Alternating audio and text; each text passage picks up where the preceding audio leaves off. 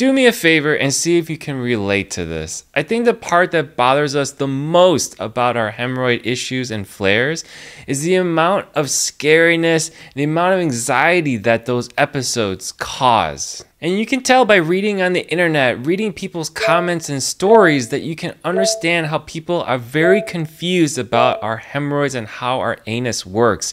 Even if you look at websites from like the Mayo Clinic or major medical institutions, you can feel that they don't quite get it, right? It's almost as if the person that's writing the article has never seen, heard, or experienced anything with their own hemorrhoids. You can just tell when someone is telling somebody else's story and not giving enough detail for them to relate. I mean, am I right? I can definitely tell. But one thing that I've understood with my patients in my office and in anything in this world in general is knowledge is power. And when it comes to our bottom end conditions, knowledge gives confidence, okay? Knowledge brings healing. And that's what I want to do with you today. I'm sharing 4 games that hemorrhoids play with us against our will, right? We don't want to play these or participate in these games. Would you like to play a game with me? But we definitely need to know how the game is played so that we understand which game is being played, how to fight it, how to get better, and how to recognize it so that we aren't constantly in fear. Hi there, I'm Dr. Chung and I am your friendly proctologist. Thank you so much for tuning in again. I'm here in Southern California in the US of A. Please further the mission of this channel and further this community. Like and subscribe to the channel. I greatly appreciate it. If you're interested in a video consultation with me personally, please email yourfriendlyproctologist@gmail.com. Okay, the first game that I want to present to you is the Wheel of Torture. No, I mean, no one likes that game. It's total opposite of Wheel of Fortune, of course, because for many people, the hemorrhoid symptoms just never seem to go away. The most common thing is the bleeding. Every time you go number 2, you see a little speck of blood, right? But the problem with this game is that the bleeding can become greater in quantity, greater in frequency, like every time you poop instead of maybe once a week. And then you may start to get more issues like prolapse or enlargement or swelling. So this game causes us to lose more and more often as we live our lifetime, right? And this game is unfortunate because we can't seem to stop that wheel of torture from spinning round and round and collecting prizes only for itself, it seems. However, the game does not have to be played that way, okay? We can always change the rules. How do we do that, Dr. Chung? Well, the biggest thing is setting up a routine. Let's understand what the hemorrhoid needs for its healing and its survival so that it can stay whatever shape or size that they are in now, right? Because you know, the shape that it is before, maybe 2 years ago, is smaller and not as bloody as it is now. So if we can make a routine to keep our stools soft, stay hydrated, use stool softeners, right? Maybe we have to alter our diet somehow because we know if we drink alcohol and we don't try and control for that, we can get hard poops or diarrhea, etc. We want to create a routine, a habit that we can produce every single day so that we can predict the texture of our stools. Because the number one thing that messes up our hemorrhoids is definitely the textures. Loose poop, as much as hard poop, and as much as wide, large poop are what destroy our hemorrhoids and our bottom ends in general. So I've got a lot of videos on that, but fine-tuning your habits, not for just 3 months. I'm talking about for 30 years. You want to be on something that you enjoy, something you feel inspired about and you feel healthy on, so that your hemorrhoids will stay safe and stay hidden and silent and stop playing that game so that we can finally win this wheel of torture. While we're talking about games that hemorrhoids play, we don't want to annihilate our opponent, do we? Right? At the end, we love our bodies. We want our hemorrhoids to get better. And I think the best way to get that accomplished is with a bidet. I recommend you check out minibidets.com. Call them, okay? They have a US-based staff that will answer the phone and help you figure out what you need. And the best part is, I even sent a photo of my toilet to figure out what the fitment will be. They coached me through the features to figure out what I think I would benefit from. And they are used to talking about bottom end conditions. How often do you get that, right? You have people that know what they're talking about. Remember the good old days? Well, this is why I highly recommend them. You're gonna get real discussions about what will benefit you. So again, check out minibidets.com. Their phone number is below. Check out their website and their reviews as well. And I think you're gonna be super happy you did. The second game that hemorrhoids, of course, love to play is Peekaboo. Right? This is a insanely frustrating game that people love to play, right? There are lots of different ways that it can play it. First is the obvious one with the prolapse. You go number 2, the guys from the inside come out of the house, outside world, and they pop out.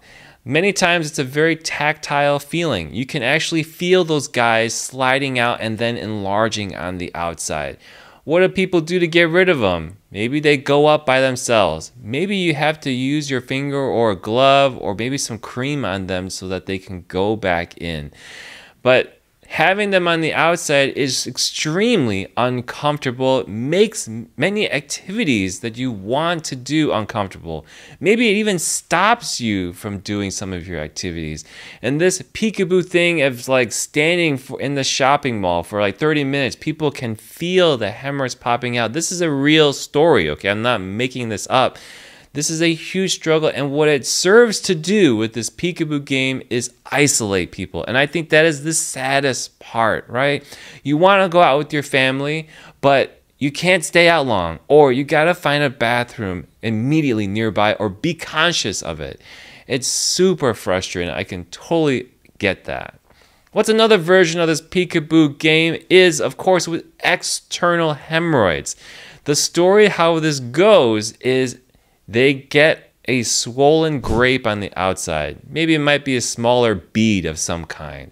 And it usually happens after going number 2. Okay, so now they realize they've got this problem, right? So, maybe I should go get this checked out. However, when they go see the doctor, the surgeon examines you, or the GI guy, whoever you went to, and sees that there is nothing there. You're talking to the doc about this bead, this grape that shows up after you go number 2, but on the outside, there is nothing there, right? How many times have you heard that? You go to your doctors or even to your car dealership, there's a noise being made, and then they don't see any sign of it. Very, very frustrating. Makes you feel like you're losing credibility. You're a liar, but you're not, right? You're seriously trying to help the doctor as best you can to identify the problem. But it can't be found. How can it be dealt with? How are they going to know where to target the therapy if they can't find it? So, if this is happening to you where your hemorrhoids are creating a disappearing game or whatever it is, take pictures of when you're having your flares. Put it in a secret hidden folder with a password protected, whatever you need to do.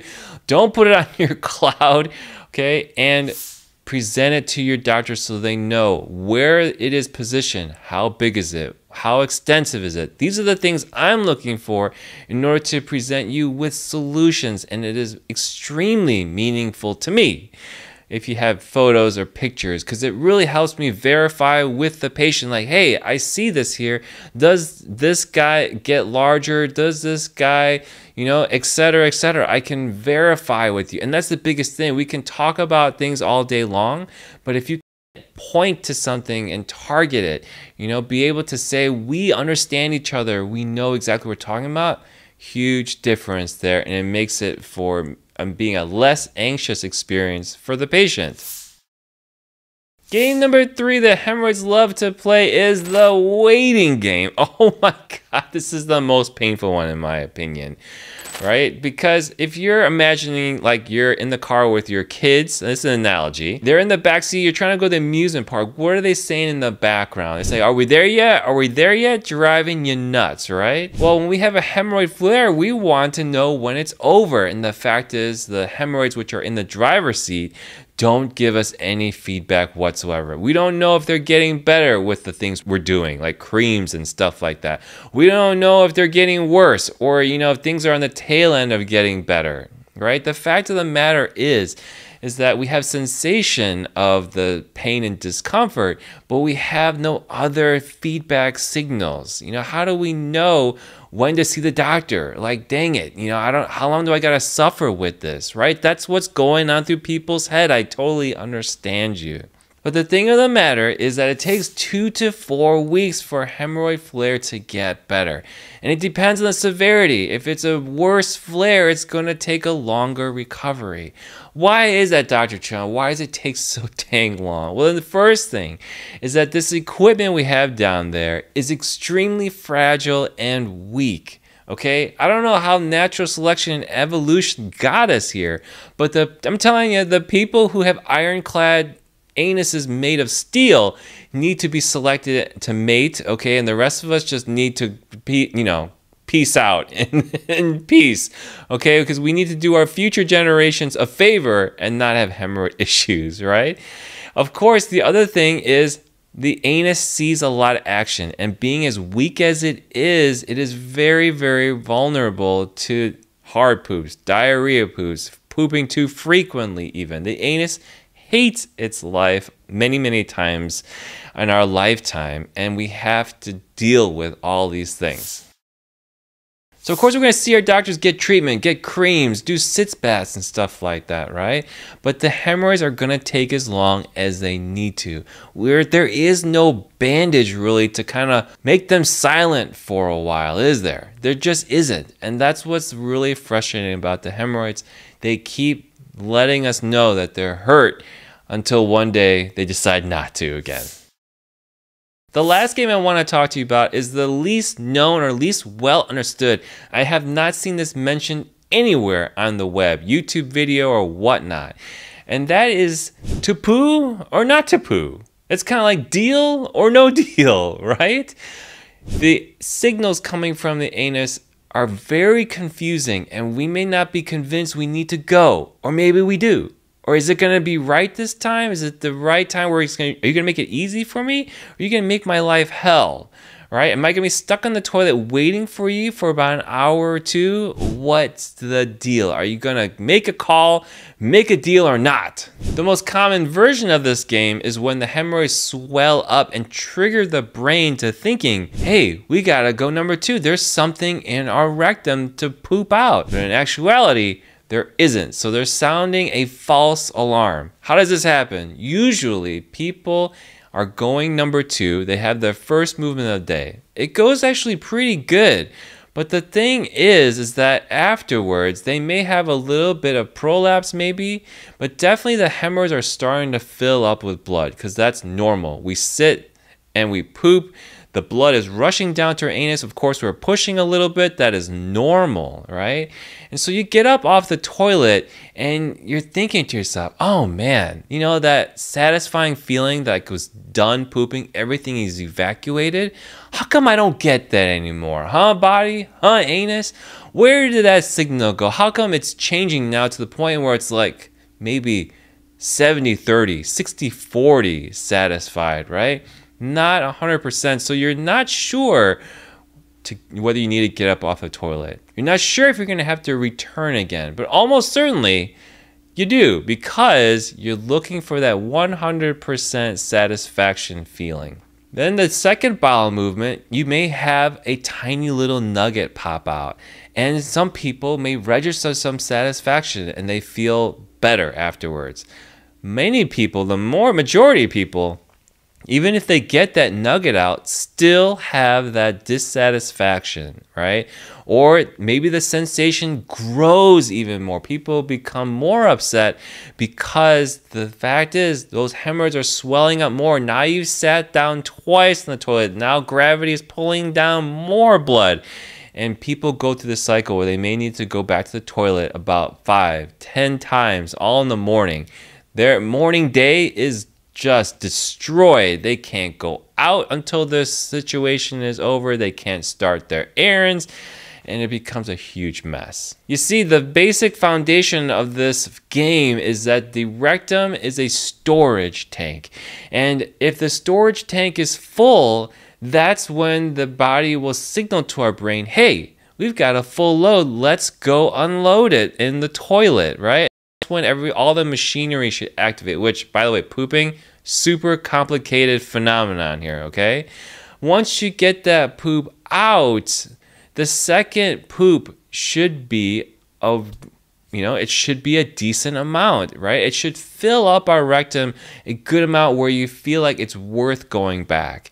And that poop where you had a little nugget, I'll tell you, that's an inappropriate signal. Sure, you may feel it. I'm not saying that I discredit you, and it's not that the anus doesn't know it's there, but should you go to the number 2 every time you have a little nugget? Is that the way our body was designed? And the answer is absolutely not. So there is dysfunction, sensory dysfunction going on all at the same time.